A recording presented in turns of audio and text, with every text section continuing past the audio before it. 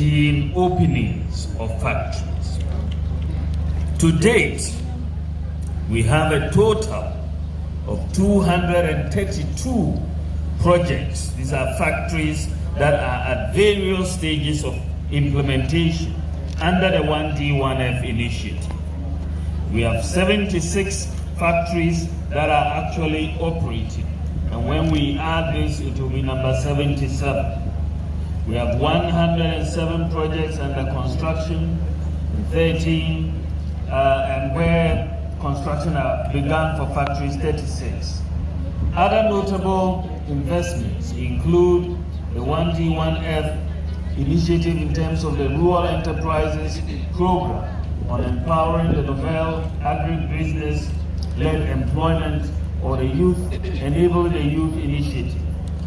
This component of 1D1F aims at creating new agro-processing factories along the key value chains in selected districts across the country. It is not surprising, given our great focus in this country, that about 70% of the 1D1F factories that we are seeing being proposed to be established are in the agro-processing area. Planting for food and jobs was one key policy that we brought in place to anchor this 1D1F program, because you first have to produce a lot of raw materials before you use them in manufacturing or processing. So planting for food and jobs was a first step. 1D1F is the second step to linking agriculture to industry. In this way, this is the way to enhance agricultural productivity, scale up production, add value to what we produce, create jobs, increase incomes, and improve livelihood. And that is also the way to build sustainable food security for the country. And if 1D1F is harnessed well, we can add value and boost the value of Ghanaian exports. We can strengthen the links between agri and industry, stimulate investment in commercial agriculture, and open pathways for accelerating national development and economic stability. Without doubt, if Ghanaians can capitalize on the innumerable benefits of the 1D1F, it could be a game changer for the post-COVID-19 economic recovery and the transformation of Ghana. It is for all these reasons that we must commend Nano Foods Limited for doing just that and harnessing the benefits of 1D1F. Dr. Owusu, who started it all, we really give you our commendations and our congratulations. He embodies the Ghanaian entrepreneurial spirit, the never say die attitude, and he never let Aztec die. Through his efforts and those of his children, today we are going to commission this factory. Let me also commend the efforts of our Honorable Annoh Dompreh, Member of Parliament for Nsawam and our majority chief for the NPP.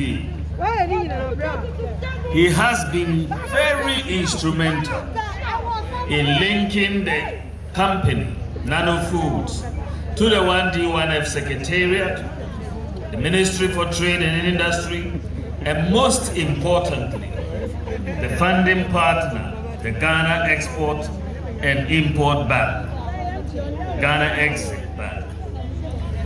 There have been so many calls that Annoh Dompreh has made to me about this factory and making sure that Exim provides the financing to this factory. He was never sleeping, and I want to acknowledge the efforts that he has made to bring this factory to Nsawam.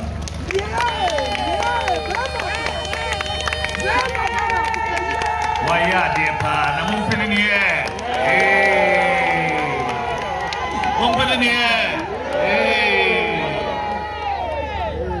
We must also applaud the contribution of the Ghana Export Promotion Authority. They provided Nano Foods Limited with smooth cayenne pineapple suckers to pass on to over 500 small-scale farmers who are members of the 11 pineapple associations and cooperatives in the Nsawam municipalities and the Equipin South District. These farmers are now supplying pineapple fruits to Nano Food Limited as outgrowers. The collective efforts of the farmers and Nano Foods will bear fruits for all to see. And we saw that the Ghana Exim Bank in 2018 approved a capital expenditure loan and a working capital facility of just over $1 million for Nano Foods. For those who may not know the story, Nano Foods Limited had only been producing water, Aztec Insu Sache mineral water, since the beginning of 2014.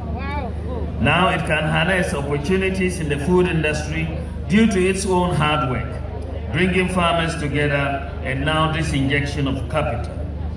The company has now acquired and installed a complete pineapple processing and canning line.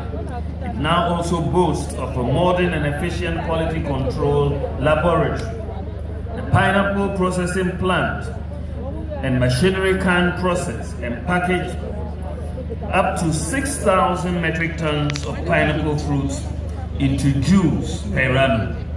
This translates into 8 million cans of finished products per year. Nano Foods Limited would be processing pineapple fruits from farms located mainly in the eastern and central regions of Ghana for export to the USA, the Western European and Middle Eastern markets. There is confirmed demand for these pineapple products, primarily from Spain, Hungary, and Cyprus. I think the global market recognizes that pineapples from Ghana are very sweet, and so the demand is there. The export-driven aspect of the project will help consolidate the success we have achieved so far in improving the country's trade balance and improving foreign exchange reserves. Ladies and gentlemen, for the first time in over 20 years, Ghana's trade balance, that is the difference between exports, what we receive from exports and what we pay in imports, that difference has recorded a surplus for 4 consecutive years: 2017, 2018, 2019, and 2020. This is the first time in 20 years that has happened, and it's quite remarkable. This project will also contribute to the government's drive towards reducing the rate of unemployment in the economy. The Nano Foods operation has provided about 100 direct jobs for Ghanaians in the form of factory hands, with an additional number of jobs and numerous outgrowers in both the eastern and central regions. The second phase of the project, which will require an additional injection of $2 to $3 million, will reintroduce the popular Aztec Refresh juice drinks, and this is expected to achieve a turnover of over $10 million with a labor force of about 300 persons working directly for Nano Foods in the next 2 to 3 years. Ladies and gentlemen, in addition to the successes of the 1D1F initiative, I can confirm that government's other efforts on transforming the economy through agriculture is beginning to yield much fruits. Maize production has gone up, rice production has gone up. We have set up the Tree Crop Development Authority, which would improve the production of cash crops such as mango, cashew, rubber, oil palm, shea, and coconuts. And the local processing of most of these crops will add value, stabilize their prices, and create more jobs, especially for the teeming youth. Ladies and gentlemen, as the world continues to navigate the challenging times presented by COVID-19, it is important that we explore all the opportunities in the traditional sectors of the economy to accelerate the economic transformation agenda led by His Excellency Nano Dompreh. I can assure you that the unwavering effort and responsibility of Nano Dompreh's government in stimulating economic growth, creating jobs, and promoting shared prosperity.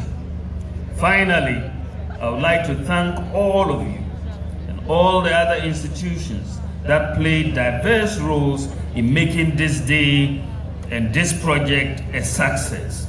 Thank you very much for your attention. May God bless you, and may God bless our homeland, Ghana. Thank you very much.